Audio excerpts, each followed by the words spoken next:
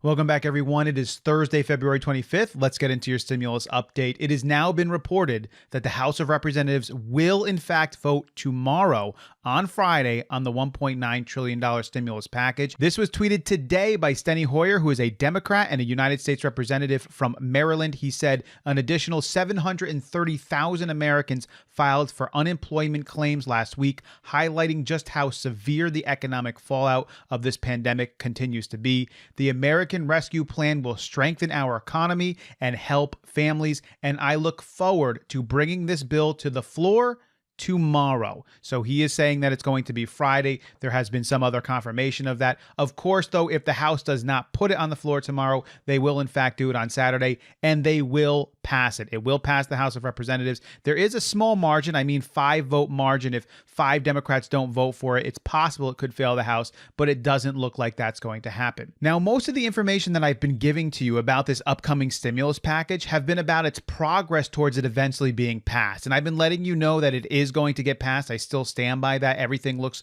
good as far as that's concerned. But I do have some viewers who want to know, is there anything negative in this bill? Are there things that we should be worried about? Are there some individuals who are pressing against this? Is it possible that it could fail? So I want to give you some information that will balance this out as well, although I do believe that this will eventually pass regardless of any of the opposition to this bill. It does in fact look like every single Republican in both the Senate and the House of Representatives is in opposition to this bill. This is from the House Minority Leader Kevin McCarthy. He said this: a lot within this bill is a waste or a wish list from progressives. Steve Scalise of Louisiana labeled this bill a blue state bailout, in particular because there's $350 billion of the money in this bill that is going to state and local governments to in fact help them balance their budgets. Within the bill itself, I do think you should know that about $750 million has been earmarked for money across seas to help COVID-related issues. I know a lot of people are concerned, is there money that's being given to foreign aid?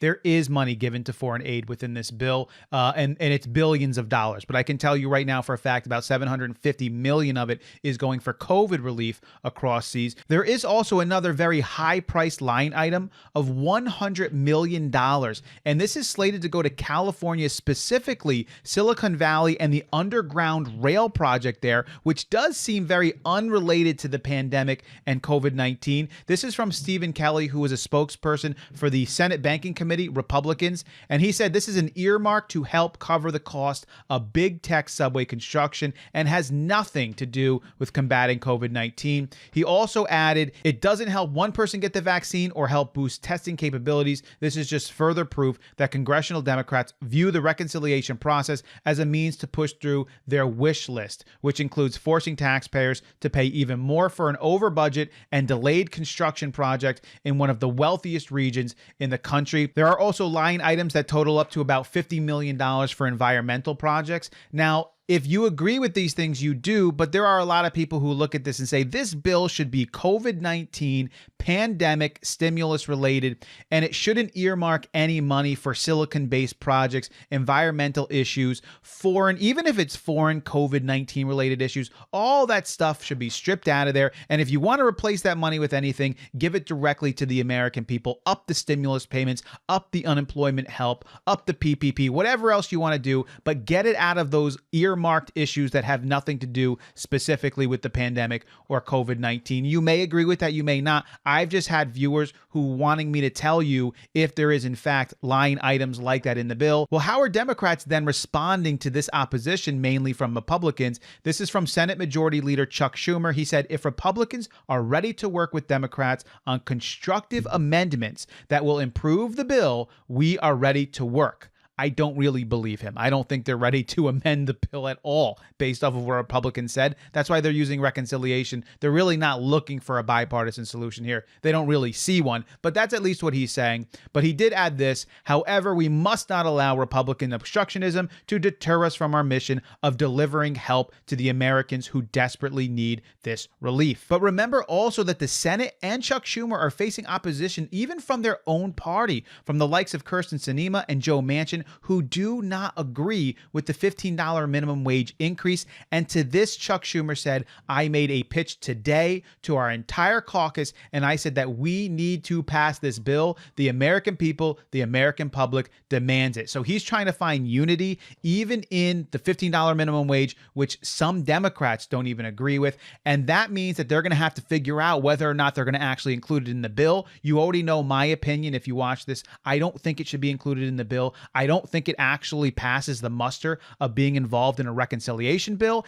Anything in a reconciliation bill must have a direct impact on the budget. And a $15 minimum wage does not meet that standard. So I don't like it. It sets up a bad precedent. And I'm not one who likes to break the rules to push something through if you agree with it. And plus, Democrats don't even want it. And if they don't vote for the bill because of the $15 minimum wage, then it's not going to pass. And there's going to be no stimulus help to anyone. The parliamentarian is actually going to decide in the upcoming week for the Senate whether or not they will include that in the bill. And I really hope that they don't, because it will help solve a lot of problems. With that said, tomorrow on Friday, February 26th, this bill will hit the House floor, at least according to Steny Hoyer. If it doesn't hit the House floor on Friday, it will hit it on Saturday. It will be voted on and passed in the House. At that point, it will move on to the Senate next week. They'll likely probably bring it up maybe Monday, Tuesday. It might be March 2nd. And next week, the Senate is going to discuss the removal of any line items that need to go in order for all 50 Democrats to vote for it. I don't think Chuck Schumer is going to put this thing on the floor